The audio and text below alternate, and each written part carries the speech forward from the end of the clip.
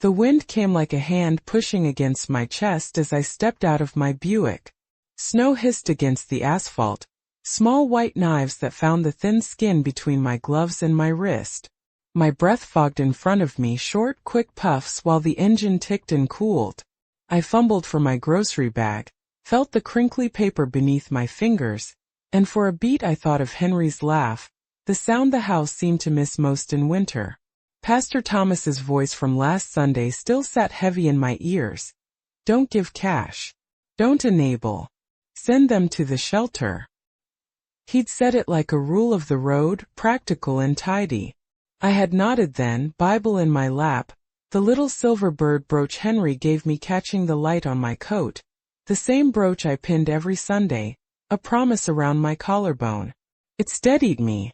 Across from the supermarket door he was wrapped in everything he owned, layers, a threadbare coat, hat pulled low. His sign was clumsy cardboard, letters gone faint where rain had already tried to erase them. Someone had left a paper cup a few feet away. A lonely clink when a car drove past. The cold had painted his beard white at the tips. He looked up as I walked, and for a moment his eyes were not the wandering kind I'd been taught to avoid. They were steady and very tired. "Ma'am," he called, voice cracked like old leather.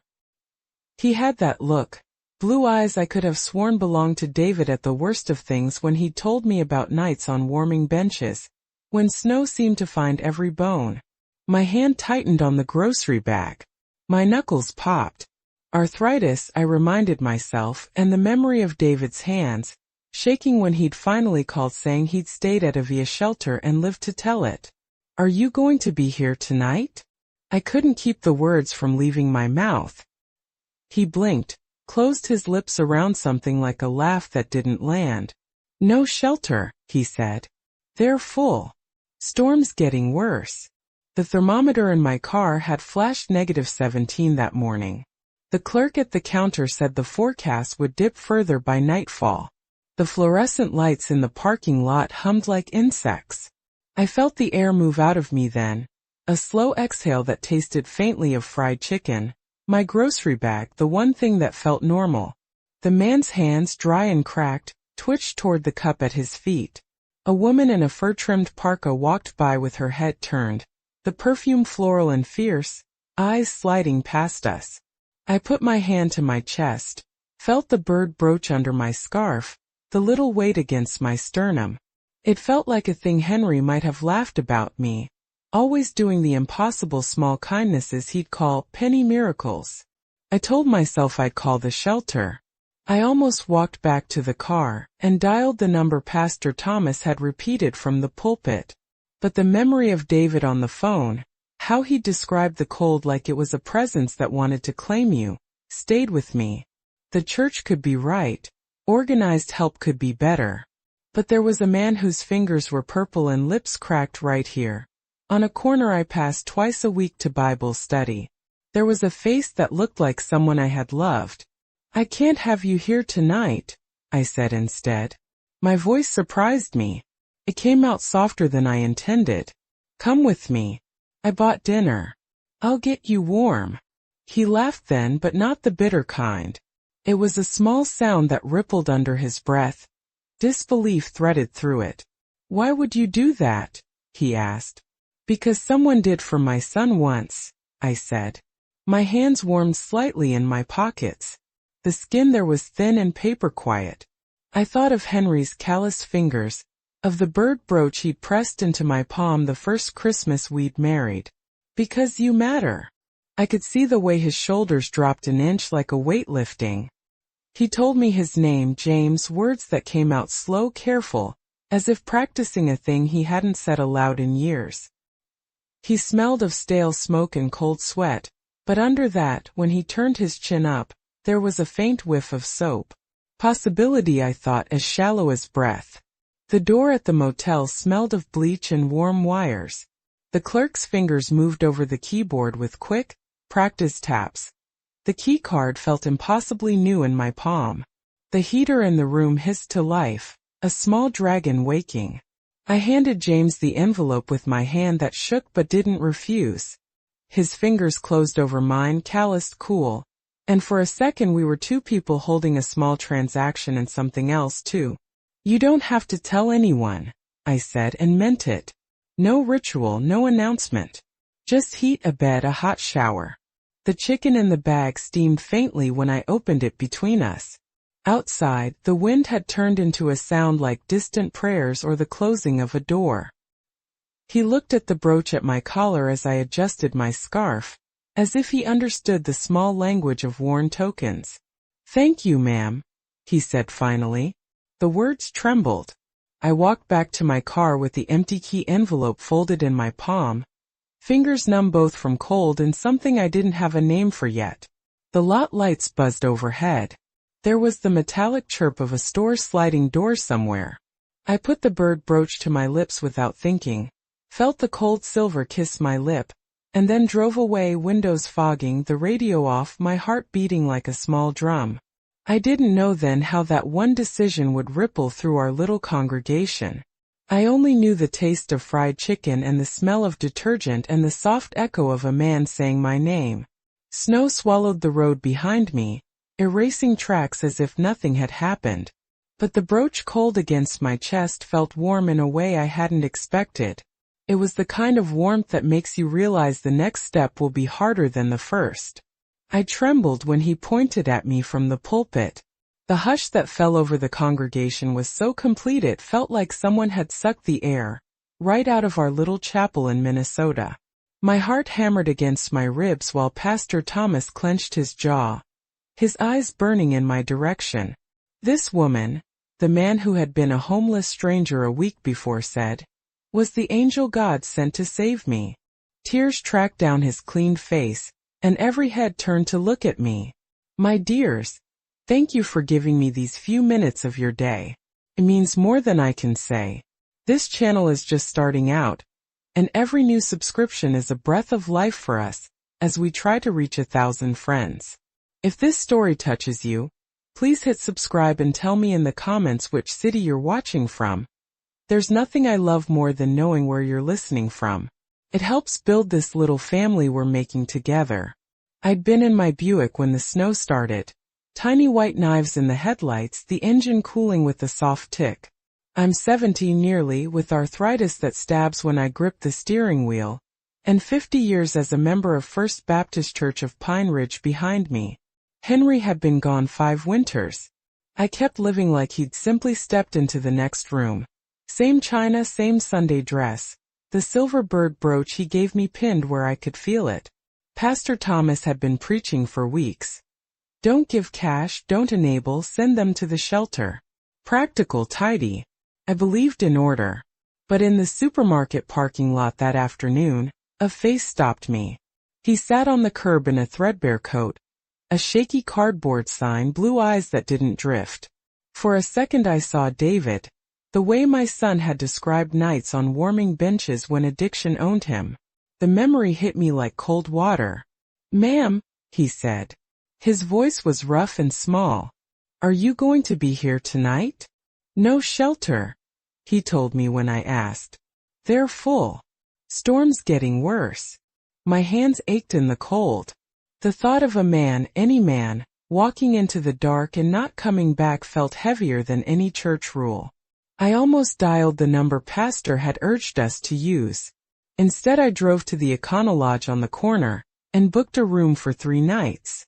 The clerk's fingers rattled over the keyboard. The room smelled of bleach and warm wires. I handed him the key and a bag with fried chicken and a few groceries. He closed his fingers over mine, calloused, cold, and for a moment we were both holding on to something that wasn't just a transaction. You don't have to tell anyone, I said. Just get warm. He laughed once, disbelief and relief tangled together. Why would you do this? He asked. Because you matter, I said. The words felt simple and dangerous and right. Word travels fast in a small town. By Wednesday, Darlene was leaning over during Bible study, perfume like a floral announcement, whispering that Pastor Thomas was furious. Someone gave that drunk a hotel room, she said, eyes narrowed. We're supposed to be clearing them from downtown for the ski season. I looked at the hands on my Bible. Excuse me, James said, voice steady. My name is James Miller. I used to be a CPA. I lost my job, my home. I was ready to give up. He stopped and looked at me. The whole church seemed to hold its breath. Last week I prayed I might see someone who still cared. This woman, he pointed, and that was when I felt my knees go a little weak. She gave me heat and a bed. She saved me from going to the lake. Silence broke into a rustle. Little Sarah, 8 years old, began to clap, one small, honest hand finding rhythm. Others joined. Pastor Thomas's face was a study in conflict, anger at the breach of procedure and the impossible tenderness of what had happened. After the service, people came up to me. Some hugged me like I'd done something heroic. Some didn't meet my eyes. Pastor Thomas took my hand at the door. It was formal, cold. You didn't consult church leadership, he murmured. No, I said, and the words surprised me with how clean they sounded. I consulted the Bible. That night, driving home with the heater humming and the brooch a silver weight against my chest, I felt a change in me. James was outside the church later, talking to the Petersons, Henry's cousins, who'd brought a blanket. He laughed with them like a man who'd been given a second meeting with life. I realized I'd been the quiet woman in the back pew for 50 years, the one who nodded and obeyed and smoothed contradictions away. For the first time since Henry died, I didn't want to stay small. There will be gossip. There will be sermons about order and programs and who gets to decide the right way to help. But when I close my eyes, I still see those blue eyes. And the heater's low hiss in that motel room. Sometimes the most churchly thing you can do is take off your gloves and warm someone's hands. The brooch feels warmer now, like a secret prayer answered. And for that warmth I will face whatever winter comes. The morning light slid across my kitchen table in thin, honest ribbons. It hit the chipped enamel of my coffee pot and made a little silver blaze that reminded me of Henry's laugh, the way he used to catch the sun on his wedding band and squint like a man making a private joke. I wrapped my hands around the mug. The heat moved up through the porcelain and into my palms, easing the ache in my knuckles for a moment. 70 feels like a rounding error when you're writing the date on a check, but I am 67, and my bones remember winters Henry doesn't. My church bell pealed 8 times from across Main Street, the slow neighborly sound that calls the town home. There is something about those bells that untangles me. I could hear them through the window, thin and steady, like a metronome for the week. I always made my toast, poured the coffee, straightened the little silver bird brooch Henry gave me, and walked across the yard the same way I'd done for 50 years. Habit is a kind of prayer. Inside the house, the light was already painting the curtains in the living room, deep maroon, the same color as the pulpit drape at First Baptist. I'd been the one to hem them after the renovation in '92. I remember kneeling on the floor, Henry humming, my hands moving slow. The drape's heavy fold always felt solemn to me, like a curtain that kept some sacred machinery from being seen. It also reminded me not everything beautiful had to be bright. I set the Bible on the kitchen chair and opened to where Henry used to leave his notes. Small margin scribbles, dates of anniversaries, a scribbled list of hymns he liked. The photo of us at 40 sat propped beside it. He wore a tie we'd owned for decades. His hair was darker in that picture. There was a small empty space on the dining room bench where his coat used to hang. On Sundays, the pew across from mine in the chapel was empty now. A little gap of absence that felt like an unvoiced question. I ran my thumb over the bird brooch until the cool metal warmed. I am known in Pine Ridge as someone who knows the casserole schedule by heart. I've been the secretary for the women's group, the one to bake the funeral rolls, the woman who calls when the lights flicker for Sunday school. People in town call me dependable the way they call a clock reliable. There is comfort in being seen as steady. There is also a cost. You learn to tune your own voice down to match the decibel level of the room. When I make coffee at home, I think of the church kitchen too. The pots that clang, the sugar that scatters like little white promises, the faint smell of cinnamon from the study group's ministry breakfast. The fellowship hall has a window that faces the cemetery. Sunlight there can make dust look like a choir of tiny angels. We serve coffee on paper plates and somebody always forgets the napkins.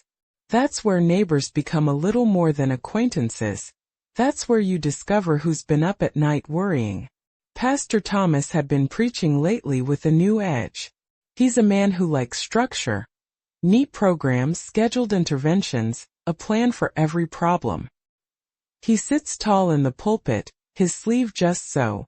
His sermons folded into tidy syllogisms.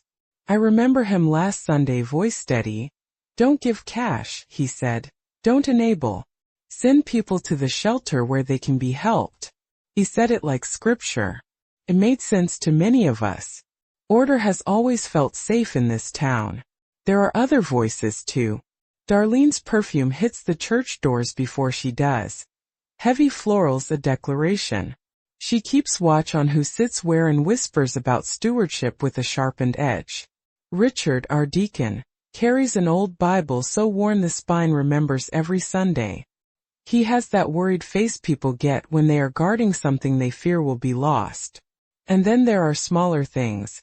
The brass cross on the altar that gleams like a small sun, the green hymnals with corners rubbed soft by generations of fingers, the little red votive candle by the organ that nobody remembers lighting but everyone notices when it's gone out. Small things that steady faith like the way a hand steadies a cup. Small things that say this is sacred, and behave accordingly. Faith for me has always been simple. An answered prayer in the kitchen, the quiet after a hymn when you can hear the heater hum. It's also complicated. You hold two truths at once. That rules help us care for one another. And that sometimes a hand extended in the street can be the only sermon a person ever hears. 50 years of church had taught me to weigh both, and still, lately, I caught myself holding my breath during the announcements, afraid of what would be decided at the next council meeting. On Saturday I cleaned my old Buick, because small things keep you moving. I tucked a paper bag with fried chicken in the passenger seat. The aroma still warm and impossible. The Weather Channel ticked over to a storm warning. The screen showed a blue cyclone moving in from Canada.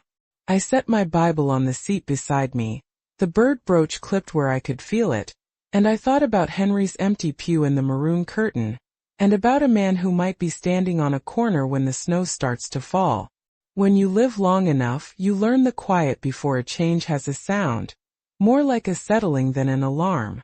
The coffee had gone cold on the counter, and outside the bell tower the town was beginning to hush.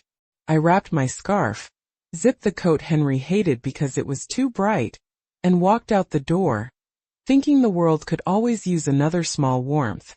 The sermon had been a neat row of rules that morning, Pastor Thomas's voice even, his suit pressed, his hands folded like a man who believed order was holy. Don't give cash, he said, as if repeating a catechism. Don't enable. Send them to the shelter where they can be helped. The words landed in my chest and stayed there, heavy as the hymnals on the pews.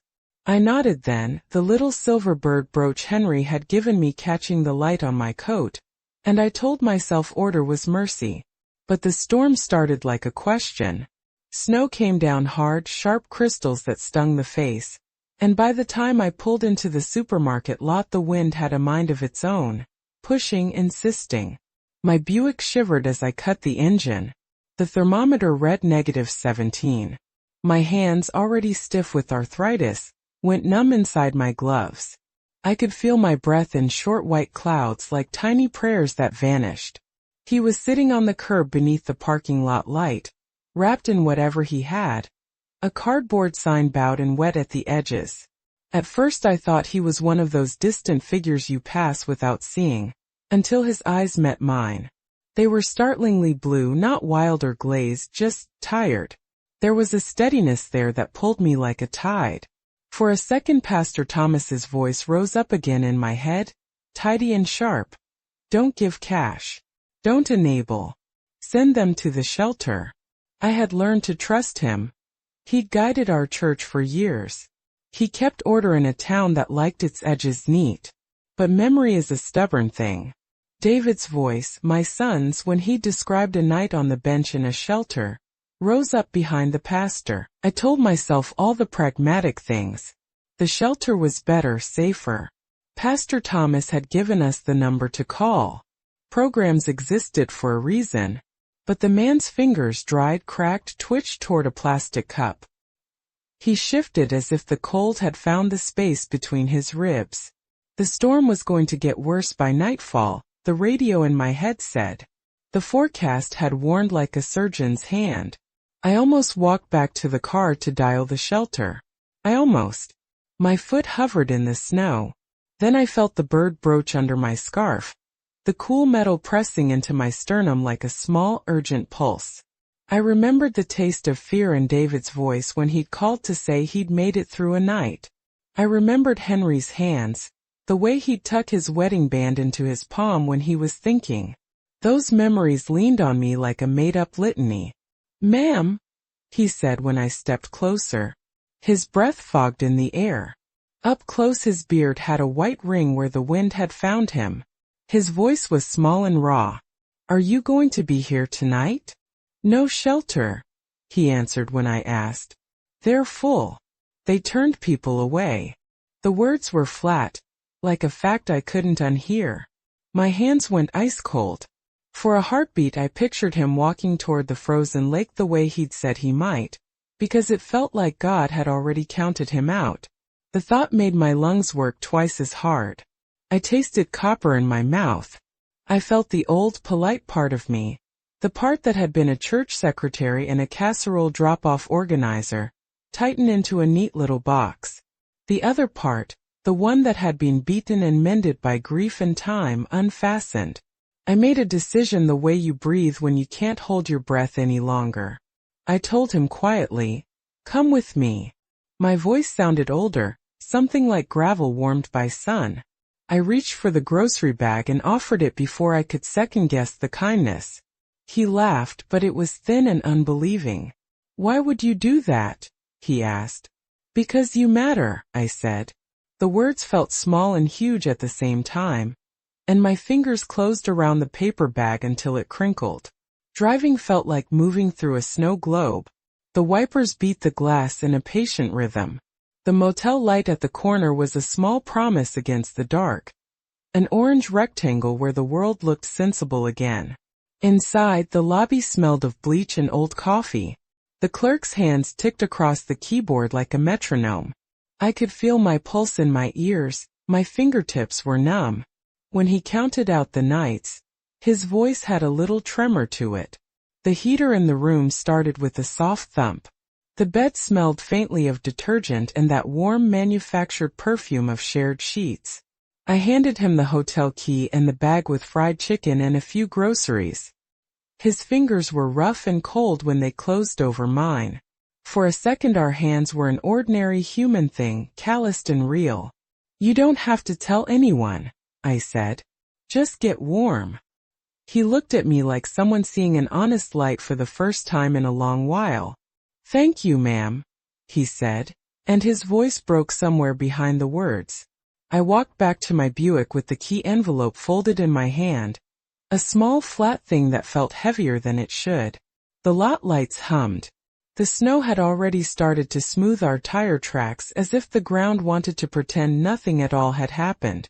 I drove away with my windows fogged and the brooch cold against my chest, and for the first time in a long while, I couldn't tell which was louder, the pastor's tidy rules or the small, insistent sound of a person not wanting to be invisible. After the service, the fellowship hall smelled of stale coffee and hymn paper. People clustered in familiar orbits, handshakes, casseroles, the low hum of small-town theology. I carried my cup like a talisman, and my hands wouldn't stop trembling. The bird brooch lay warm against my sweater, as if it had been holding its own breath. Darlene found me by the table of cookie platters, perfume announcing her before she leaned in. Her voice was a blade wrapped in velvet. "Elaine," she said just above a whisper, "what did you think you were doing?" Her eyes flicked to the door where Pastor Thomas stood, the light catching his ring like a rebuke. Around us mouths closed a little. A chair scraped. Richard cleared his throat and shifted his Bible in both hands. Old habits like rosaries for the nervous. I kept him from freezing, I said. My voice sounded smaller than I felt. My fingers tightened around the cup until the paper softened. I could feel the arthritis flare in my knuckles like a complaint. Darlene's smile was thin. We have a responsibility, Elaine. There are programs, plans. Pastor Thomas has been very clear. There it was, the script I'd heard for years. Rules. Procedure. Order. They tool-formed our charity so it fit in neat boxes. But Darlene's words carried another weight, the unspoken ledger of town image. Tourists, ski season, donations. He would have been at the lake, I said, and the memory came back like a photograph. Blue eyes, the lake's glass crusted in ice, the sound of crunching snow. I watched Darlene's jaw work. She smelled of lilies and judgment. Someone laughed, soft, nervous. Little Sarah tugged her mother's sleeve and pointed at me with the earnestness of children. She saved him, Sarah declared, and the room hiccuped with something like shame and relief. Pastor Thomas approached then, measured steps. His hand closed over mine when he took it, the pressure polite and deliberately light. Elaine, he said, quiet enough that only we could hear. We have procedures for a reason. We coordinate with the shelter. We can't just make exceptions. The half-smile he wore was practiced, a man who'd learned to dress decent and propriety. His eyes, though, were raw with something close to disappointment, an emotion I recognized from Henry's quiet times at the kitchen table when plans had gone wrong. I called the shelter first, I said. They were full. He exhaled. The breath was a thin thing. We also have to consider the congregation, the resources. People look to us to be organized. People look to us to be Christian, I said, and the words made my throat ache. I didn't mean to sound like an accusation. It fell between us like a dropped hymn book. Thomas's gaze flicked to the group around us. Old faces, younger ones, hands folded in the way of people who lived by reputation. There will be a meeting, he said finally. The council will want to discuss how we proceed. Have them call me, I answered. My fingers cooled. The brooch at my collar seemed suddenly heavier, an old promise waking under my blouse. Later, in our Wednesday Bible study, whispers followed me like a draft. Darlene sat 2 seats away. Her nails tapped the Bible's edge, a metronome for disapproval. Richard murmured a psalm under his breath, and when he glanced at me his lips were thin with worry. You don't understand, Darlene hissed between verses. This undermines our outreach. The city is watching. The shelter needs order. Does the shelter keep a man from the cold tonight? I asked, not wanting to raise my voice. She looked at me as if I had smeared jam on the church banner. You could have embarrassed us, she said. You could have brought trouble. I wanted to tell her about David, the way he'd called from the bench, the words scraped raw by cold and fear. I wanted to show her the single photograph of him at 18, hair stubborn, grin crooked, the kind of grin that had carried him through the worst nights. Instead I kept my hands folded, felt the tremor of old grief like a loose thread. At home that night the house seemed sharper, as if every shadow were a question. I made tea and watched Steam Ghost in the air. Henry's chair sat empty, the cushion a small valley of absence. I pressed the brooch between my fingers until its cold gave way to warmth. The following Sunday the tension had teeth. James came early and sat near the front, hands folded, looking like a man trying on a new life. He smiled at me with a smile that was both grateful and afraid. When he stood in the aisle to tell his story, the sound in the chapel tightened like a held breath. He spoke about the lake, about the point where he'd been ready to go. He told them with small, careful sentences that were honest as bone, what it was to feel invisible. Then he pointed at me. The motion was deliberate, full of gratitude and something more. An acknowledgement that turned the room on its axis. I felt the church tilt. Pastor Thomas's jaw worked. Richard's hands found the Bible like a lifeline. Darlene's lips pursed so hard I thought they'd crack. Faces softened, then hardened, then soft. I pinched the brooch, felt its cool press. It didn't answer. But in the quiet between the conversations, in the way people's faces kept turning toward me and then away, I felt something else, like a photograph developing, images coming into focus. James at the motel, the heater's steady hiss, the look of a man who believed himself unseen and then wasn't. Those photos would not be erased easily. A week ago I would have let the rules hold me. Now when I close my eyes, I can still see the blue of James's eyes and the way he bent toward the heat. My hands still shake sometimes. Words will be said in meetings. There will be sermons about order and procedure and pastoral guidance. But when I feel the brooch warm against my heart, I know why I answered that night. I can feel Henry's quiet pride like a photograph in my palm, and I can feel David's survival like a small stubborn light. Outside the snow keeps falling. Inside people keep talking. I fold my hands and breathe, and I wait to see what the council will decide. The days after James's testimony felt like someone had turned the thermostat down on the whole town. It started small, an adjustment in the light. People who used to meet my eyes glanced away. I'd step into the fellowship hall and the circle by the coffee urn would tighten as if to exclude me. The hum of fluorescent bulbs seemed louder then, like a chorus tuned to gossip. At Bible study that Wednesday, Darlene's perfume was the first thing I noticed, too bright, cloying. She slid into the seat beside me with practiced ease and a smile that didn't reach her eyes. "Elaine," she said, low enough that only I could hear. "Perhaps next time you consult the council before."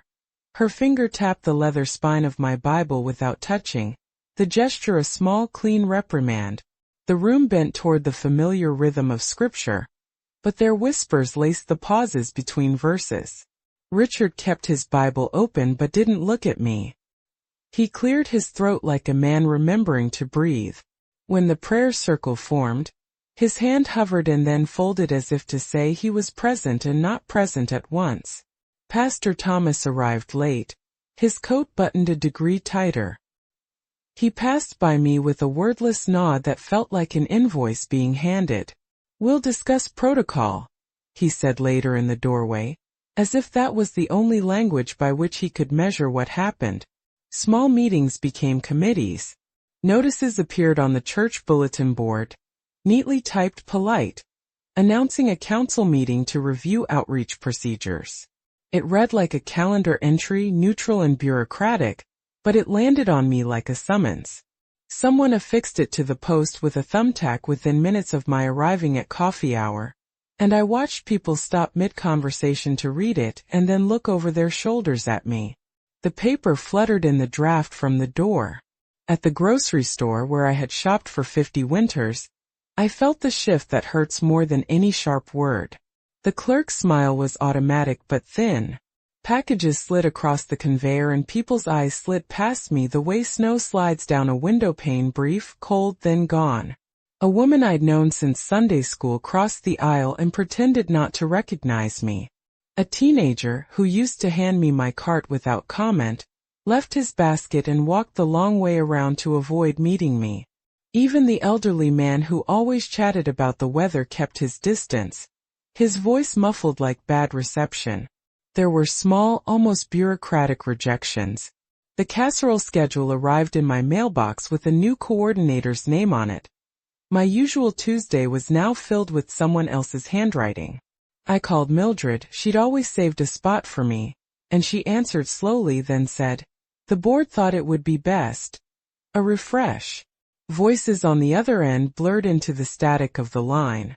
I could hear the apology like a folded napkin. Not all of it was cold.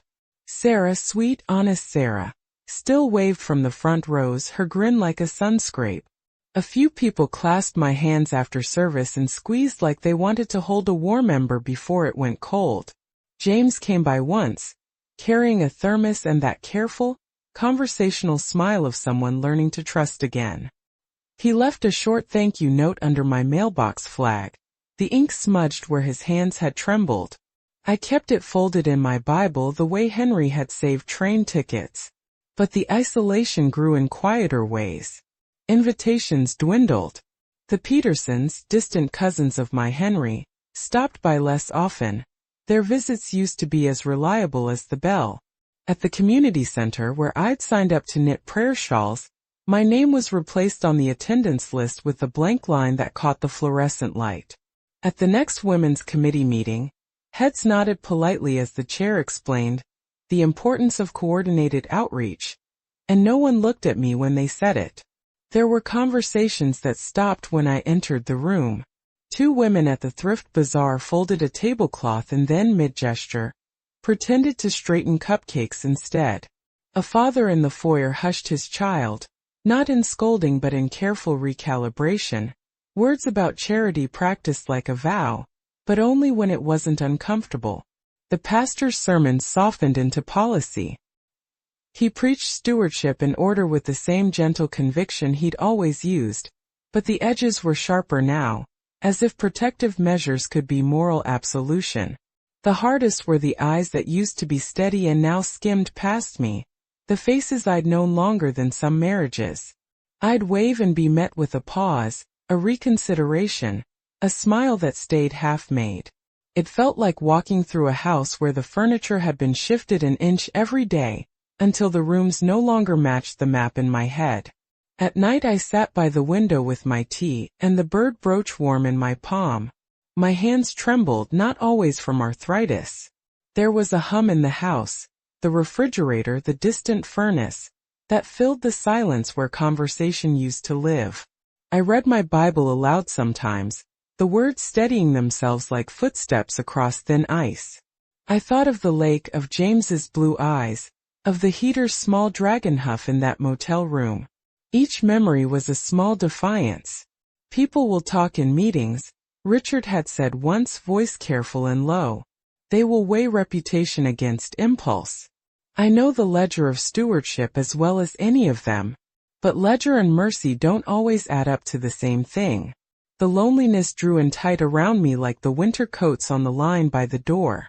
It pressed cold against my shoulders, and still I felt the warmth in the brooch, a small steady heat that answered the hush with its own quiet insistence. The council meeting was scheduled for Thursday.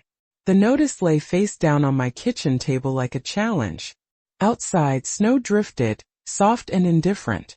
Inside, my heart was loud in its slow beating. I folded my hands and felt the brooch against my palm. Whatever comes in that room, whatever words are weighed and spoken, I could not unsee James's face bent toward the heater. I could not unhear the sound of a man saying my name like a prayer. The sermon is a low drum under my skin. Pastor Thomas's voice rolls from the pulpit, measured, polished, each sentence landing with the same neat cadence he's practiced for years. The wood under his palms smells faintly of lemon oil and old varnish. It's the smell that always steadies me in here, the smell of the pulpit I've knelt in front of for 5 decades. But today his words have an edge sharp as the winter wind outside, and they catch on something inside me I can't smooth away. My hands are folded, fingers interlaced so tight the joints protest. I can feel the arthritis like a small animal under my skin. I breathe slow on purpose. Inhale.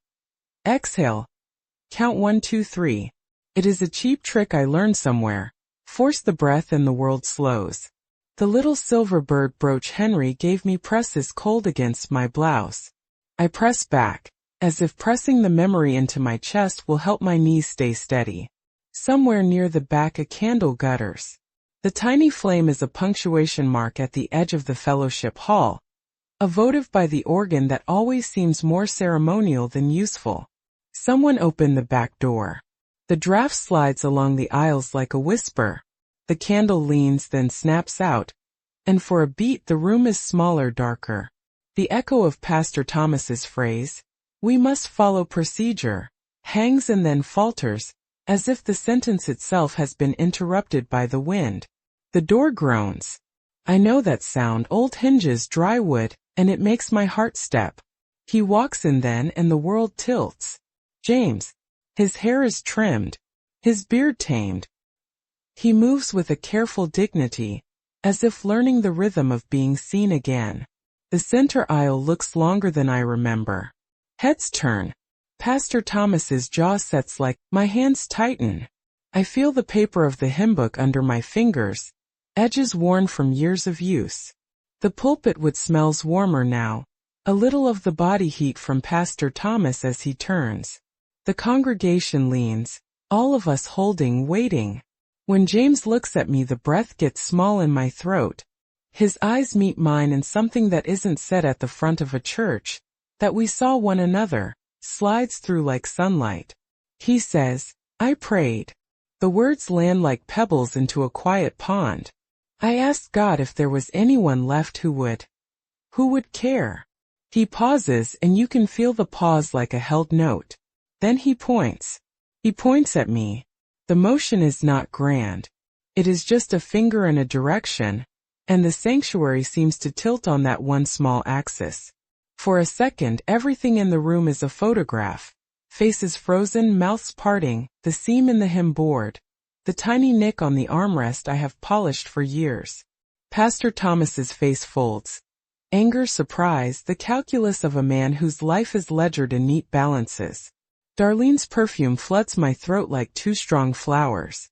Richard's hand tightens on his Bible until the knuckles lighten. At that same instant, the small wooden cross on the pulpit, hung years ago by somebody who likes symbols, shifts. Maybe it's the draft from the door. Maybe the nail has been tired. It leans forward with a soft creak, a sound like an old chair settling, and then it drops, clattering onto the polished surface. The noise is a crack in the room. People gasp. A single brittle intake that echoes like thunder. My breath catches. My fingers unclench, a small betrayal. I press them together again as if by force of will I can make the world obedient. The flurry of noise surges. Somewhere Sarah claps before understanding. A bigger sound, the slow, unsure rising of a few hands. Other faces harden, the ones that keep tabs of reputation and procedure. Pastor Thomas goes still, his mouth a thin line. I can see his ring glint, a private son. James keeps speaking, steady as a clock.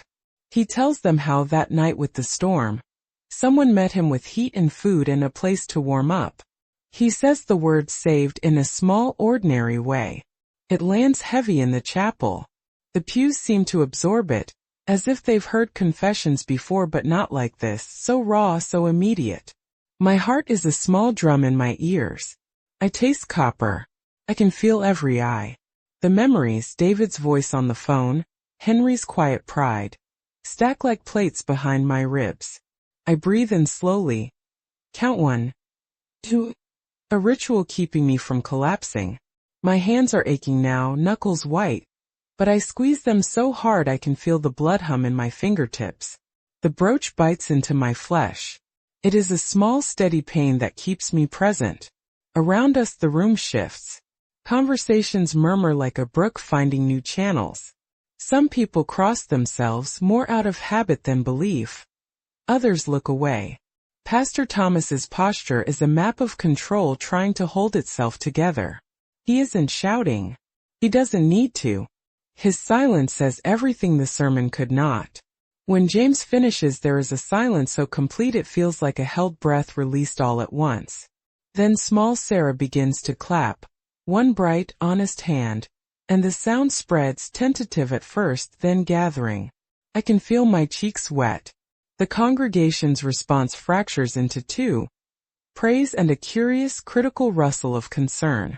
I stand there, hands still clamped, breath steadying like a tide lowering. Outside, the bell on Main Street seems quieter. The candle is out. The cross rests on the wood, its shadow long and still. Change, I think, has a sound. You can notice it in the settling of nails, the hush after a confession, the way people look at one another when a rule meets a life. I press the brooch with my thumb and the silver is warm with my skin.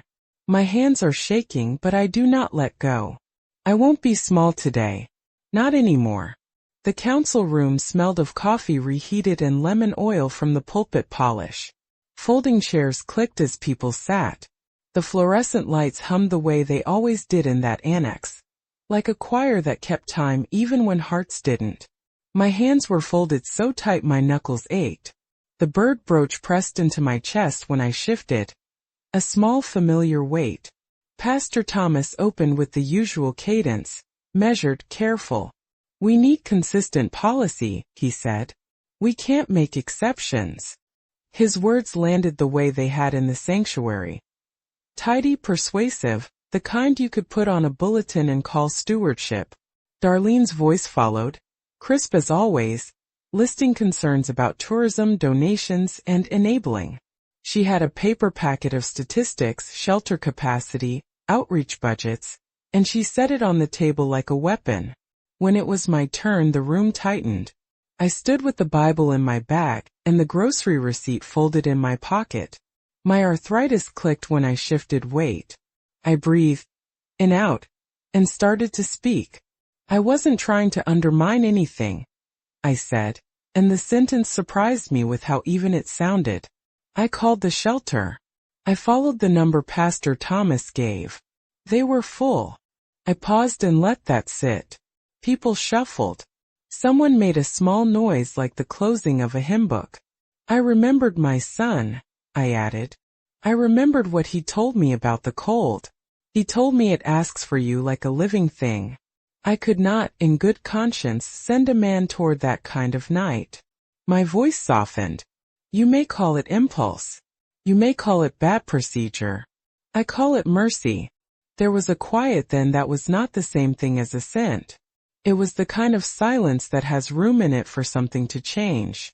Pastor Thomas replied with concern, about liability, precedent, the need for coordinated care. His face was wind-burned with the effort of balance.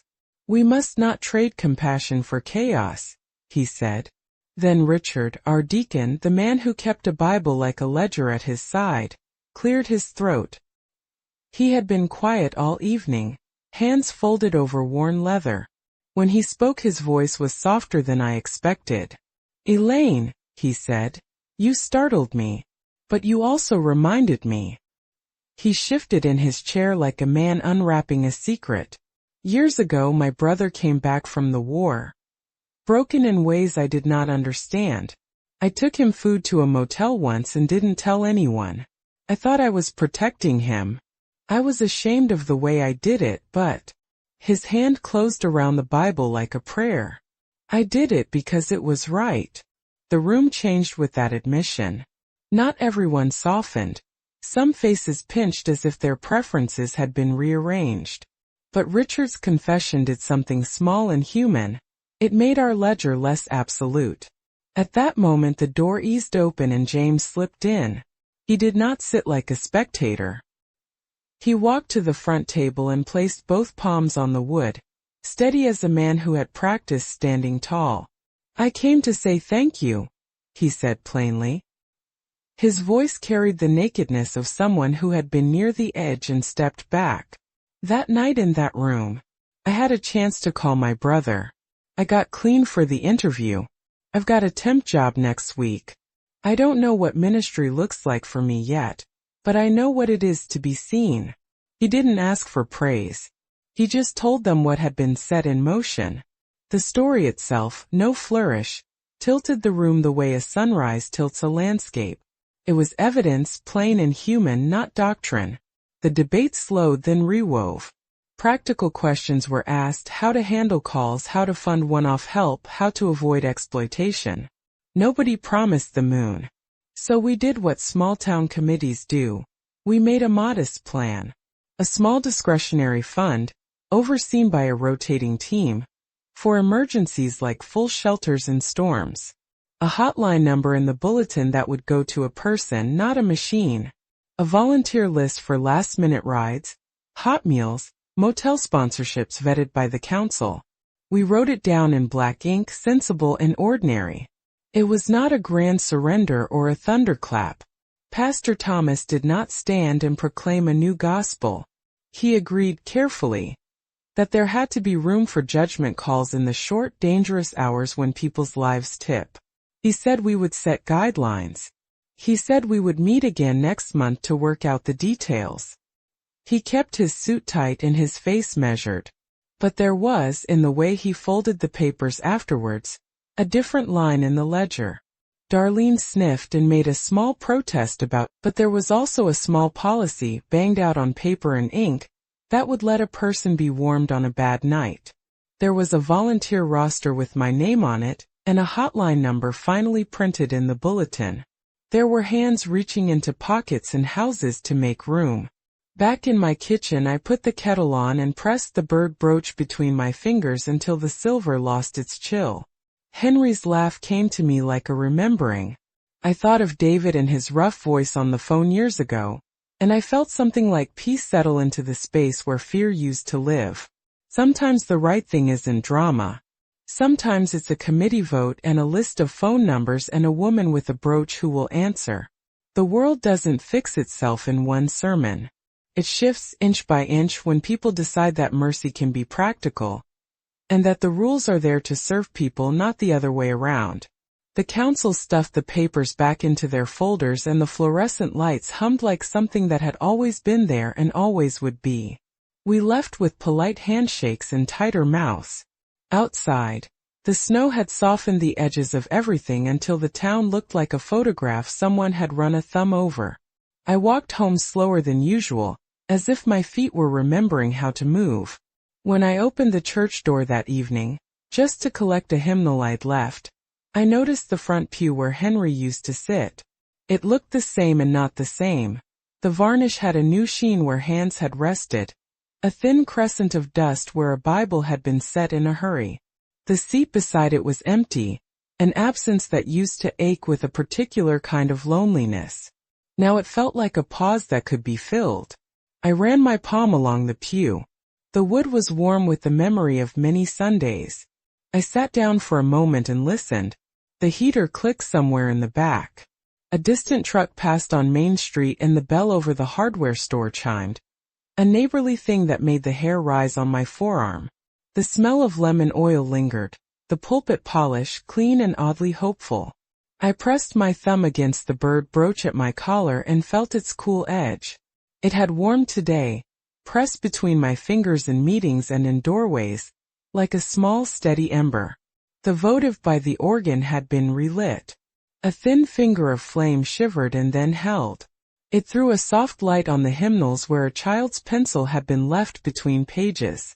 Little Sarah's handwriting had sprawled in the margin of hymn 82, saved she'd written the week before in a childish slant. I smiled and thought of the way she'd clapped, so unguarded, as if truth were simply something you could applaud. On the bulletin board near the fellowship hall someone had pinned a new list. It wasn't the kind of announcement that solves everything, but it had names on it, volunteers, a hotline number, a rotating team. Someone had written Compassion Fund on a scrap of paper and tucked it under the thumbtack like a secret. My name was on the rotation for February. My hands clenched and loosened. It felt like being asked to stand up at last. I walked down the center aisle until the light from the stained glass windows lay across the floor like colored ribbons. The cross on the pulpit was back where it belonged, hung a little straighter. Maybe someone had fixed it that afternoon, or maybe it was just my eyes seeing differently. The pews smelled faintly of old books and coffee cups. A few stray hymns were stacked on the piano bench as if someone had simply left them there in a hurry. Outside the wind had been busy. It rattled the church door when I left, as if it wanted to come back in. I closed the door softly and heard the latch click. An ordinary sound that felt enormous. Footsteps crunched on the path. Someone else was walking away. For a long moment I stood and listened until the steps faded and all that remained was the whisper of snow against the stone steps. On my walk home, James waved from across the street. He was with the Petersons talking about blankets and a temp job and something small that looked like planning. He smiled with that careful joy of someone who's been given a second chance and is learning how to keep it. When he saw me, he nodded like a neighbor, like someone who had found his way back into a shared life. My throat tightened. I returned the nod and felt it in my chest.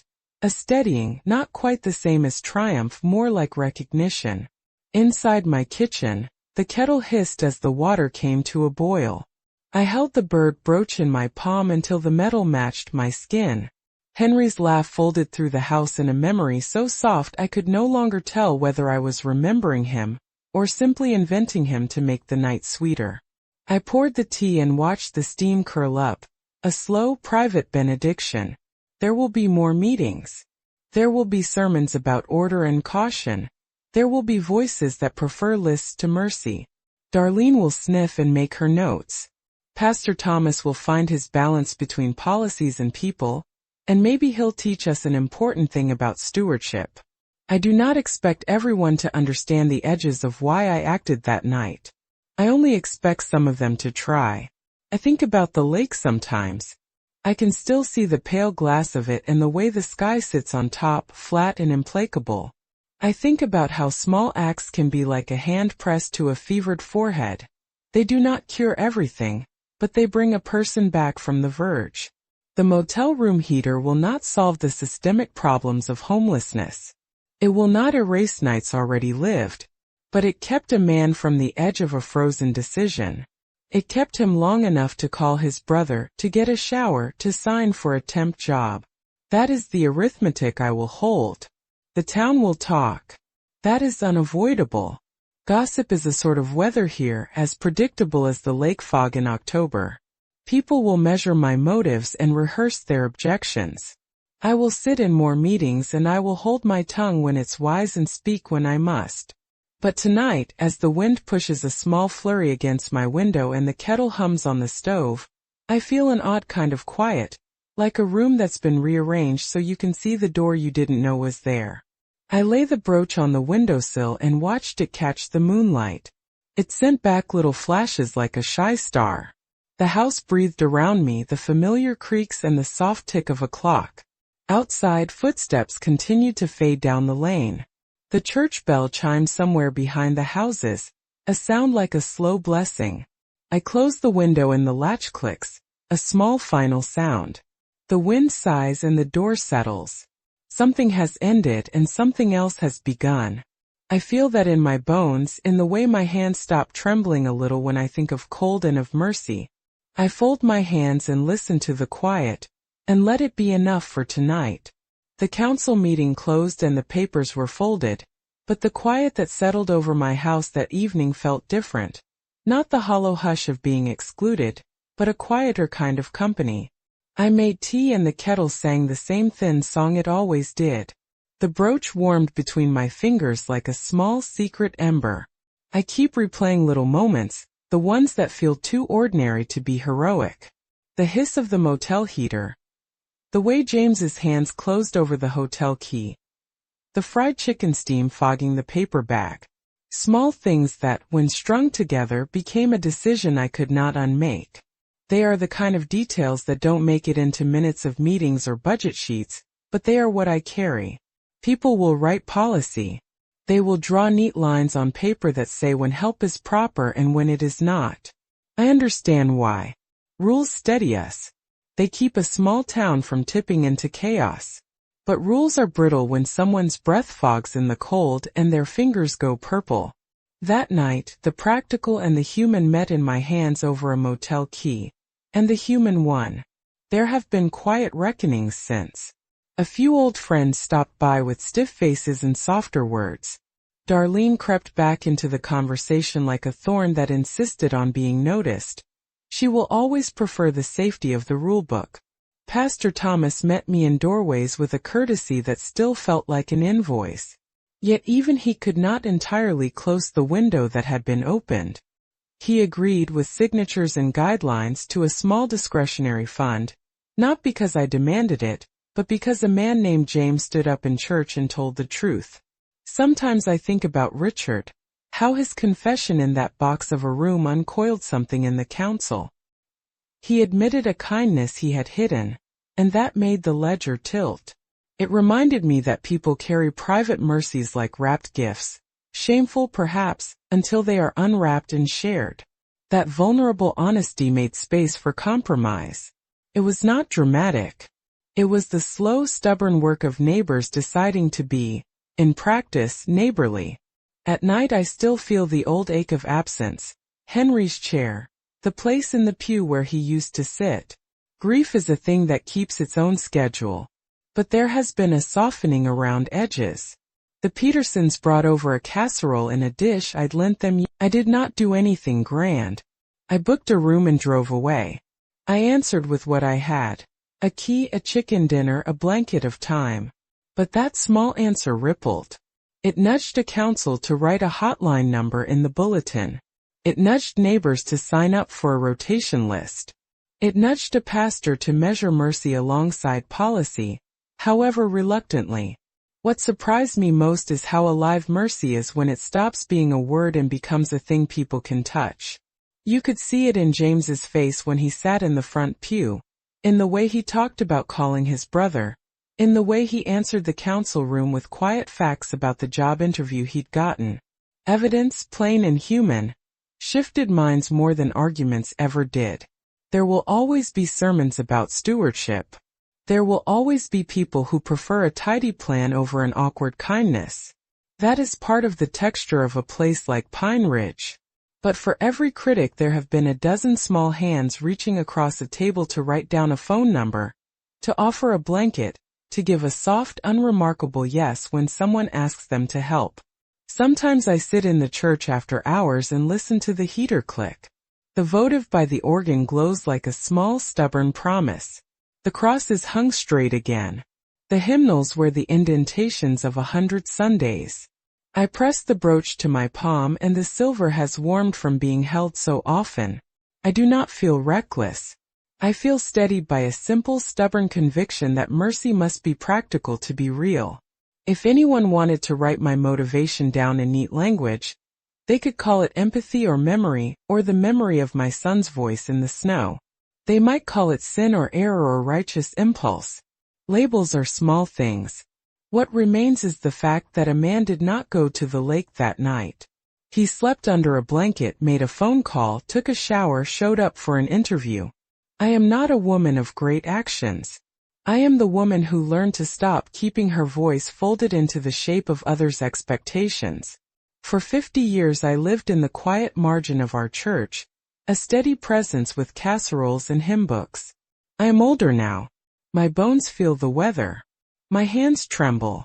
But my voice, once quiet, learned to say what mattered. When the wind comes off the lake and the snow sharpens the night, I pull my coat tighter and feel the brooch against my chest. It is not a trophy. It is a memory that warms.